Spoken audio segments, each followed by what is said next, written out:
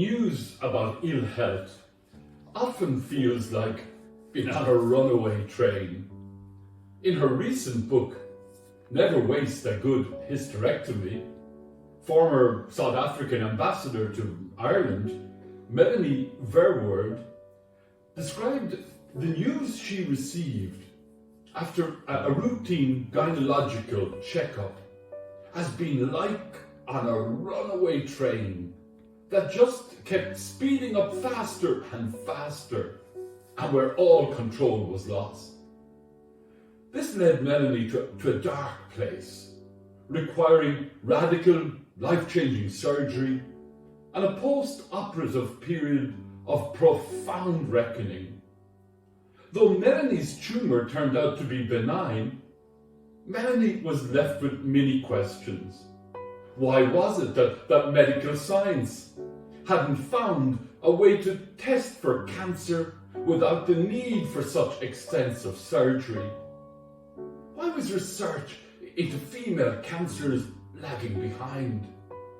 How is it that we can do the most intricate brain surgery, but we have no way to figure out whether an ovarian tumour is cancerous except by doing a hysterectomy? As Melanie suspected, it had to do with the money allocated to the research, particularly of ovarian cancers. In Melanie's words, all the stuff that affects older women, the amount of money that goes into it is negligent. All of this made Melanie very angry. I recently listened to the angst and pain of a mother whose youngest son was diagnosed with a significant mental health diagnosis.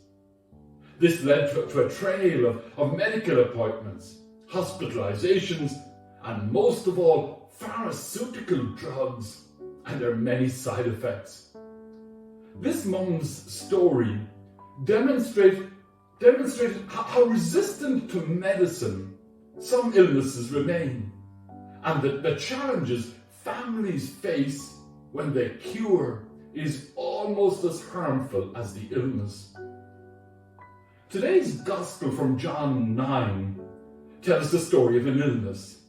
It tells the story of an individual and a family. It also gives us a sense of how society interpreted, misunderstood, and judged illnesses. The isolation of the sick in Jesus' time was reinforced by the common belief that illness was the result of sin. In other words, the sick were stigmatized.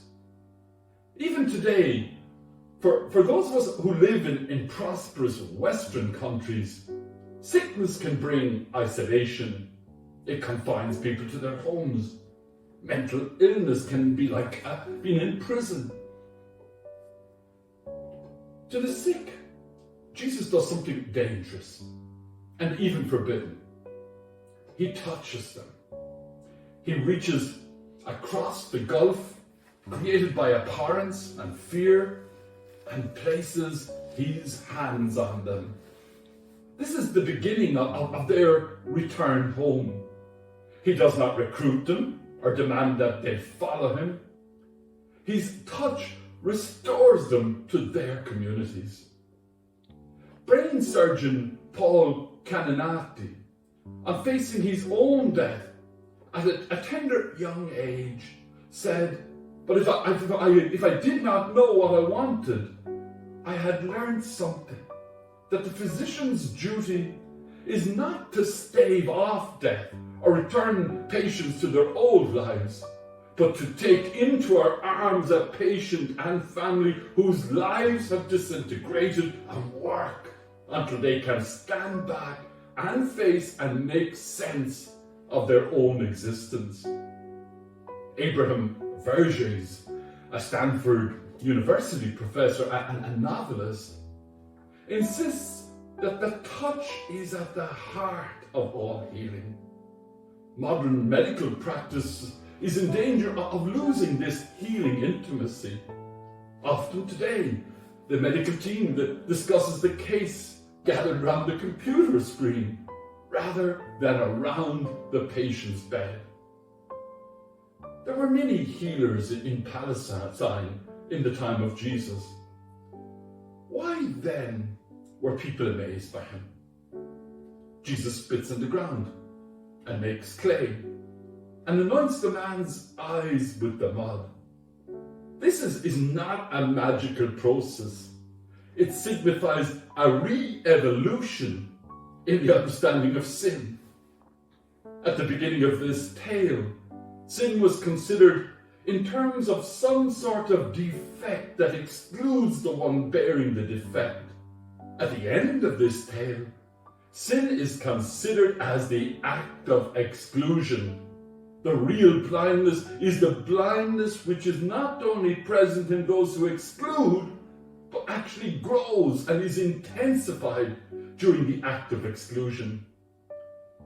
The learning from John is that we are all in the long, drawn-out process of being healed. Our eyes are to be open to the needs of those who are ill, protecting them from isolation and exclusion. Jesus does not just give the blind man sight, he gives him voice.